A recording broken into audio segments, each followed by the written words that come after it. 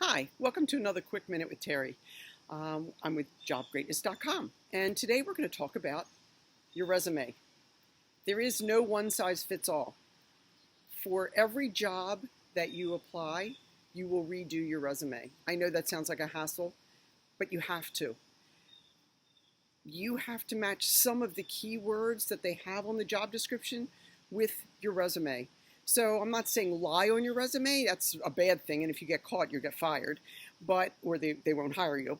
But some of the verbiage that you use needs to match what's on the job description so you get through the SEO and get onto somebody's desk. Because the object of your resume is to get to somebody's desk for an interview. That's all it is. It's the facts.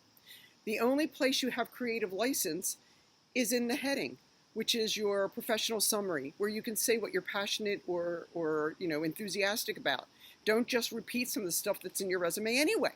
Say why you're actually looking for this job, that you're switching careers because you finally decided to go with your passion and blah, blah, blah.